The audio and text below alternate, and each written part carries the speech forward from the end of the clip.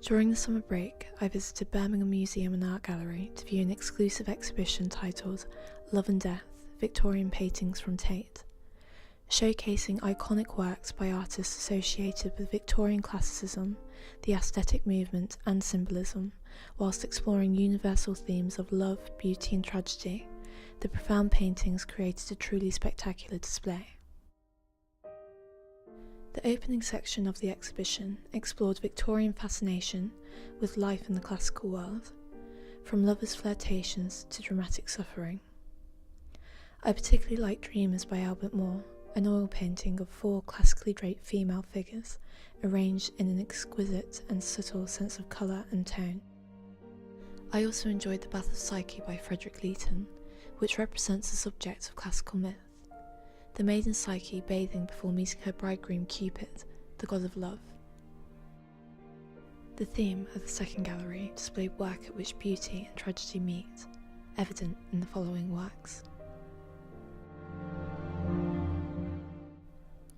I loved Annalia Merritt's Love Locked Out due to its emotional intensity and romantic tragedy. Painted following her husband's death, it shows the grieving figure of love, pushing vainly against the locked golden doors of a tomb.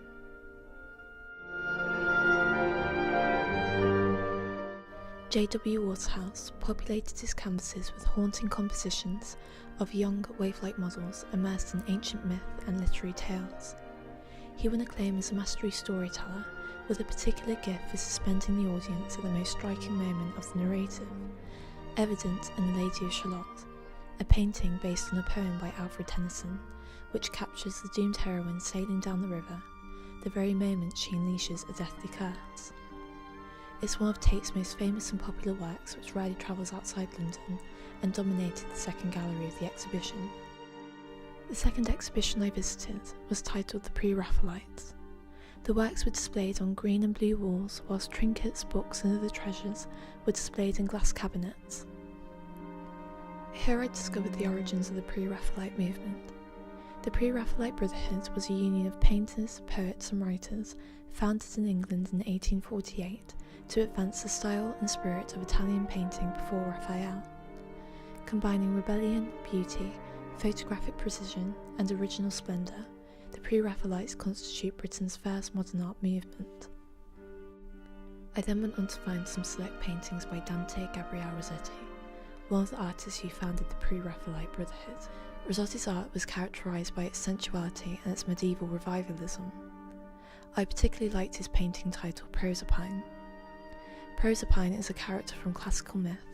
The ivy is a symbol of clinging hope, and Jane Morris, modelling as Proserpine, is shown with auburn hair despite having naturally dark hair. These attributes were the starting point of something quite spectacular, and influenced numerous artists in its context, style, subject and colour tone throughout the Pre-Raphaelite movement.